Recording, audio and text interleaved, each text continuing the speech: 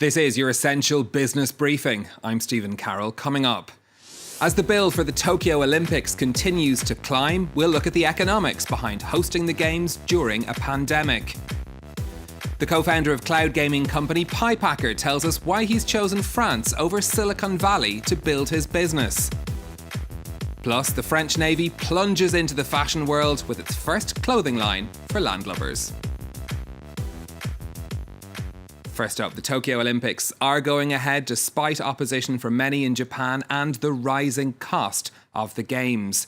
Postponing the event from 2020 had already added the equivalent of billions of dollars to the bill. The event is already massively over budget, and with foreign spectators banned amid COVID-19 restrictions, another key source of income has been cut off. So what does all of this mean then for the Japanese economy? Yuka Royer has been looking into this. Yuka, how much, first of all, are the Games now expected to cost? Well, Stephen, when Tokyo presented its candidacy back in 2013, it said the event would be compact and efficient with an initial budget of about $6.6 billion. Now that figure has more than doubled to nearly $15 billion, with the one-year delay due to the pandemic adding $2.6 billion to the price tag. But that, according to a revised rundown announced back in December, and it hasn't been updated since then. With new health measures put in place, the final figure is expected to be much higher. How does that compare then to previous Olympic events? They're set to be the most expensive summer games on record, surpassing London and Beijing. According to a recent study from Oxford University, Russia's Sochi Winter Games lead the pack at almost $22 billion, followed by the London and Rio Summer Olympics. Tokyo could end up taking the top spot. Now, the paper says that every Olympics in the past 50 years has run over budget at an average of 172%. Hosting the Games has been cited as one of the factors for Greece's debt crisis. The state of Rio de Janeiro in Brazil went bankrupt after its Olympics. The IOC has been criticised for misinforming potential hosts about the risk of overspending. We often talk about economic benefits from the Games as well. What's happened to that this time around? Well, while the IOC has already secured billions of dollars from broadcasting rights and sponsors, the host city relies on personal spending during the period and a longer-term boost to tourism. Japan has already banned spectators coming from abroad. It initially expected 1 million foreign tourists would come for the Olympics. Back in 2017, Tokyo estimated the direct economic benefit of the Games to be worth around $290 billion. But the situation now is very different. It certainly is, Yuka Royer. Thank you very much for that. Next, to the story of a fledgling business that was turned on its head during the pandemic. PiePacker is a cloud gaming platform that allows users to play retro video games on their web browsers for free, as well as video chat with other players. In the past year, the company's founders moved from Silicon Valley back home to France. They've since secured major new investment and hired dozens of new employees who are all working remotely. We're joined in studio now by Benjamin Devienne, who's co-founder and CEO of PiePacker. Benjamin, thanks very much for coming in. Thank you so much for having me. Let's start with the moment you decided to leave Silicon Valley and move back to France. What was the tipping point for that? So it was about a year ago, and this was just the start of the pandemic. And at the time, we decided that the company will be fully remote. We were traveling back in France with my family, and we decided to stay here when we saw the ecosystem in France for startups was so welcoming of us. It's a tradition that you normally see French startups and startuppers going to the United States from France. The main argument people say is for funding. That's the reason you have to go to the US. What's been your experience of that from this side? It's been different. So first of all, we were very much an American company. We were born in Silicon Valley, and we are a Y Combinator company. Very prestigious accelerator program. Yep, thank you. And we decided to move back to France. And even though we moved back to France, we were very successful. We are closing our Series A right now. It's going to be over 10 million euros. And there was no problem, even though we were like 20 of our 30 employees in France. So I don't think this is a problem anymore. So is that very much an outdated view then? You're able to secure as much and as easily funding here as you would be in Silicon Valley? I think it's even more outdated after the pandemic. More and more people realize that they can work from a different place. They can work remotely. More and more companies embrace this new way of, approaching business.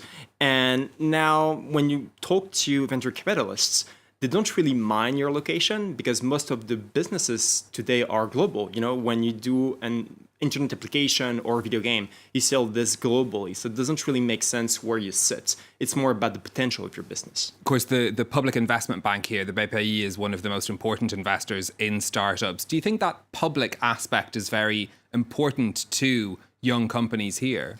I think this is important, at least to convince entrepreneurs like myself to come back in France. They really want to show that there is a proper ecosystem for startups in France and that we can grow the same way we grow in the Silicon Valley. So they put a lot of effort, both financially, but also in terms of lobbying, to get us to see a new type of future for French-born companies. Okay. You've also fully remote, as you said, everyone, you don't have an office anywhere for them to work in. You've also recruited a lot during the past year. What's been that experience, hiring new people without being able to meet them in person? So in some ways, COVID has been a game changer, Now, a lot of employees we would have never got the ability to hire because they were living far away or they didn't want to move to another place.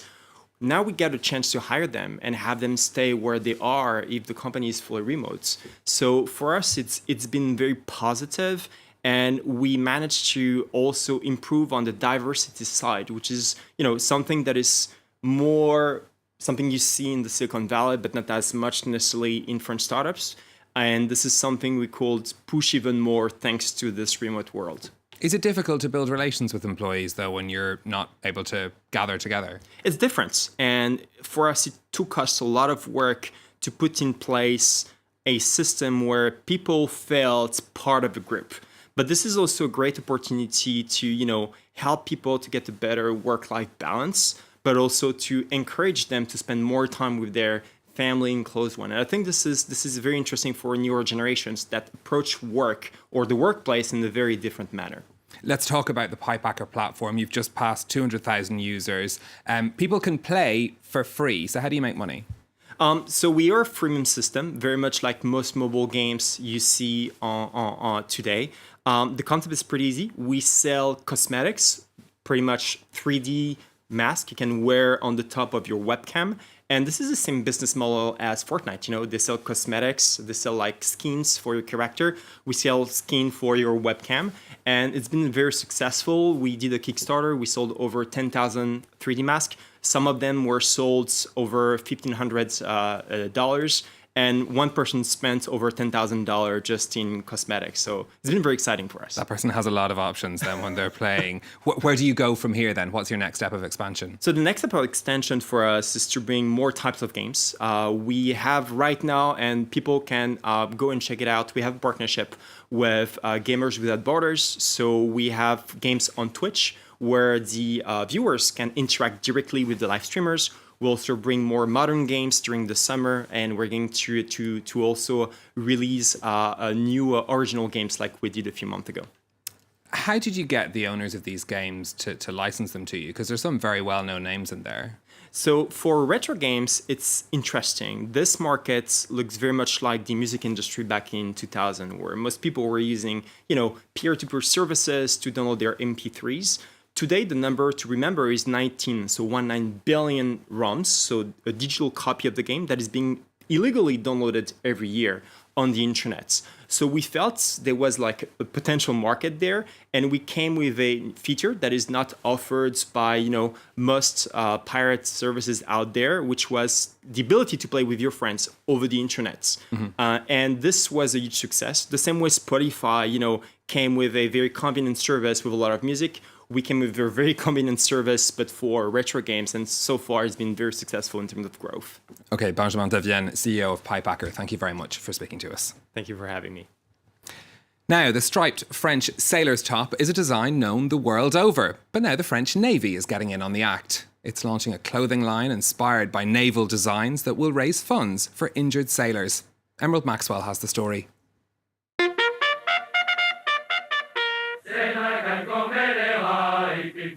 You may not have given in to the siren call of the uniform, but now the Navy is bringing its apparel to you.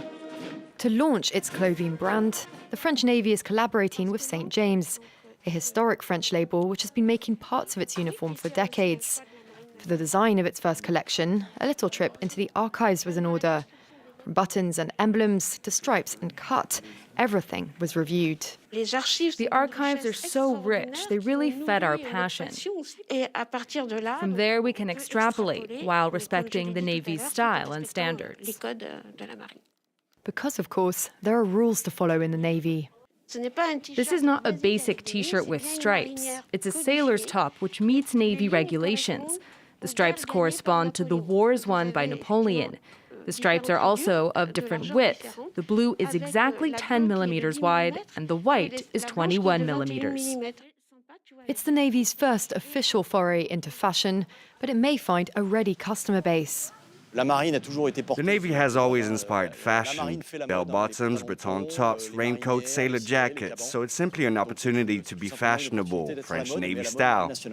It was Coco Chanel who first introduced the sailor's marinière or Breton top into popular fashion in the 1920s.